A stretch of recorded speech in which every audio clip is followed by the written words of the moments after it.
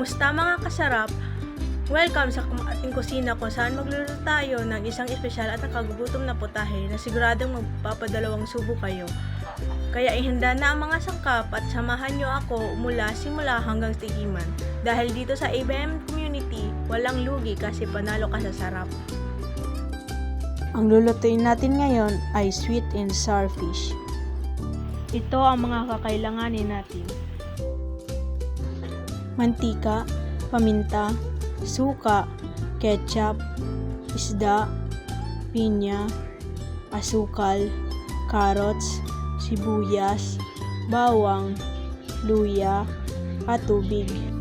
Ang una nating gagawin ay babalatan natin ang carrots.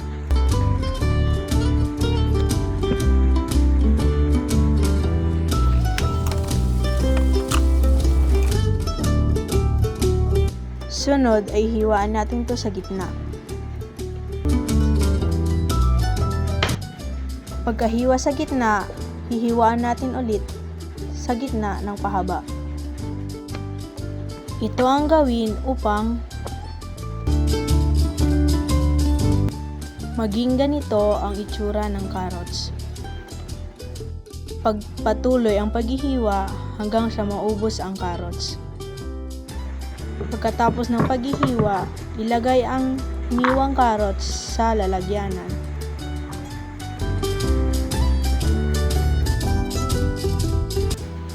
Sunod naman nating hihiwain ay ang bawang, sibuyas, at luya. Balatan ang bawang, sibuyas at luya.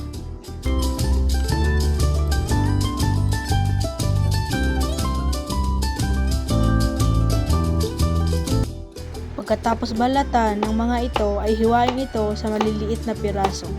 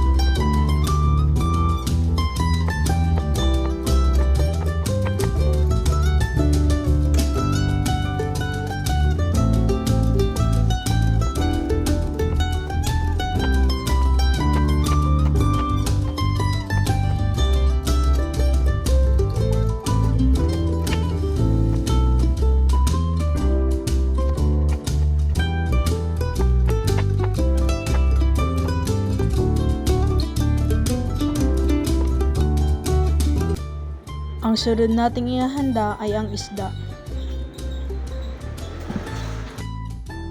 Gamit ang gunting at kutsilyo, linisan natin ito.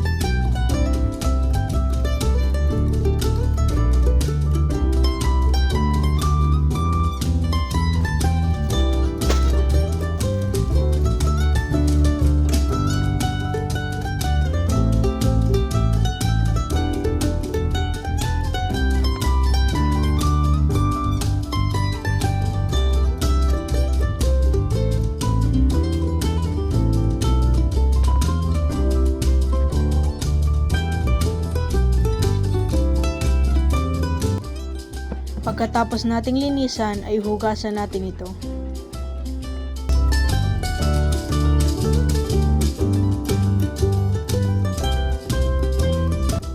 Pagkatapos ay ihiwain ito kagaya ng nakikita nyo.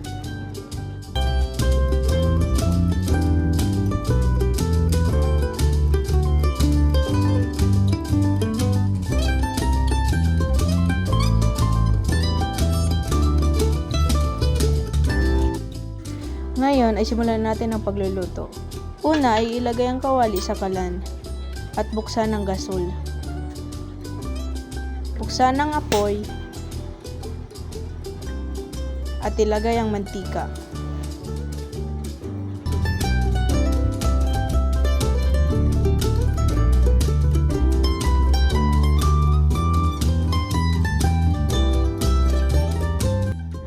Pagkatapos ay kumuha ng sandok.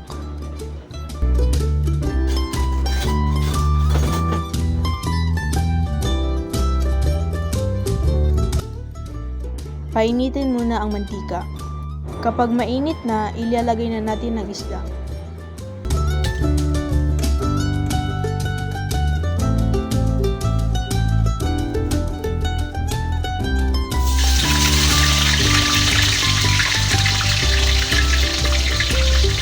Hintayin maluto ang isda. Babalik na rin natin upang maluto ang kabila.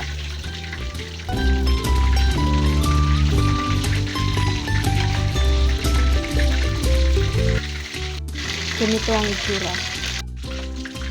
Pagkatapos ay hahanguin na natin ang isda.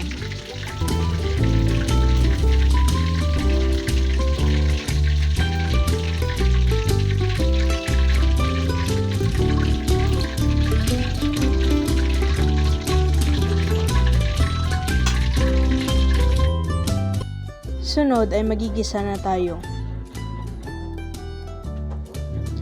Kunin ang mga hiniwang sangkap, bawang, sibuyas at luya.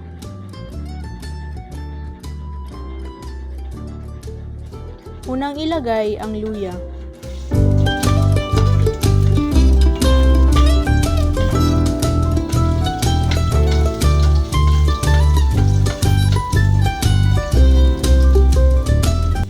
Isunod ang bawang.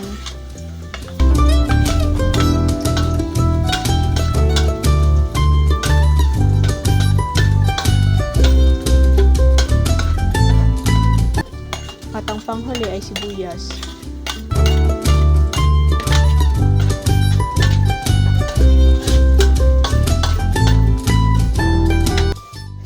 Gisahin natin ito.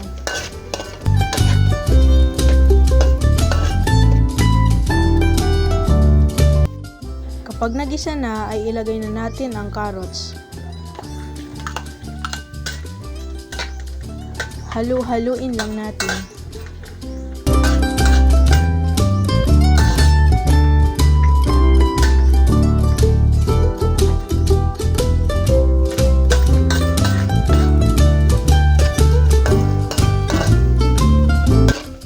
Kapag ayos na, ay isunod na natin ang ketchup.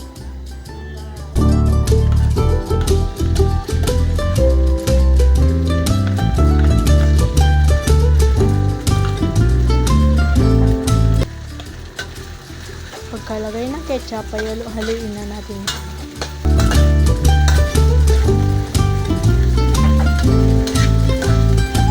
Pagkahalo ng ketchup, ay lagyan ito ng kaunting tubig.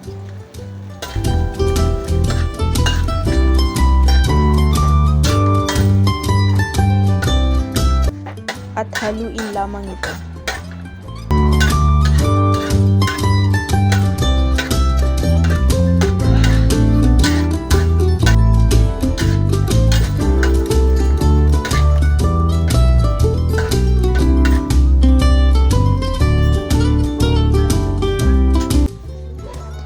Pagkatapos ay ilalagay na natin ang asukal, kaunti lamang.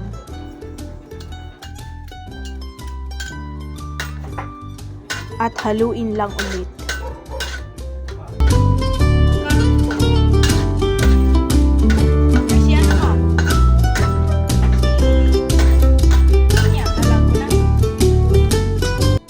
Pagkatapos haluin ay ilalagay na natin ang pinya. Depende sa iyo kung gaano karaming pinya ang gusto mong ilagay.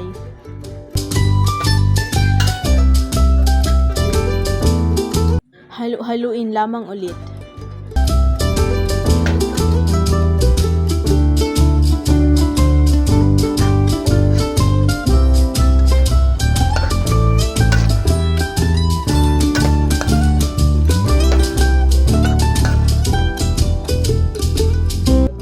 Pagkatapos ay ilagay na natin ang paminta. Kaunti lamang.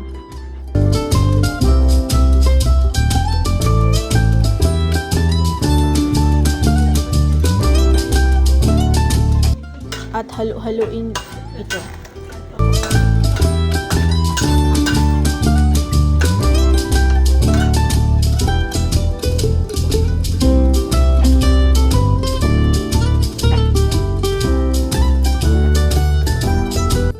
Pagkatapos ay lalagyan na natin ng kaunting suka.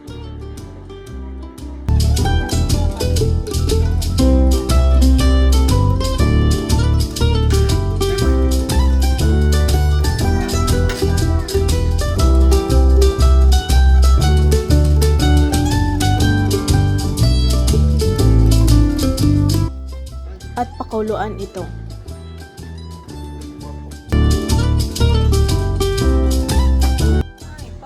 Pagkatapos ay tikman ito upang matansya natin ang lasa.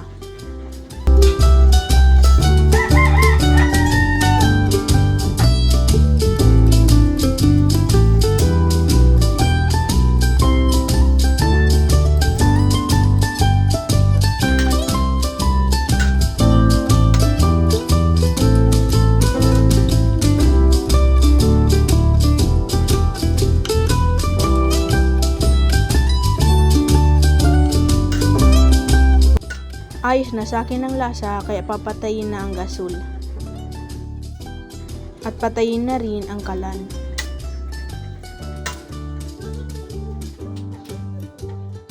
Sunod ay hanguin na natin ang sarsa. Ilagay sa mangkok.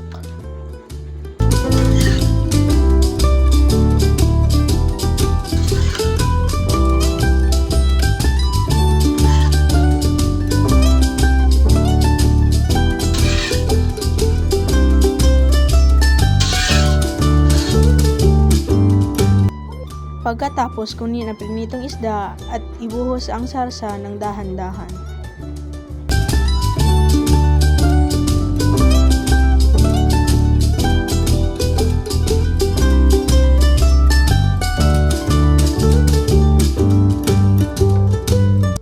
At luto na ang ating sweet and sour fish.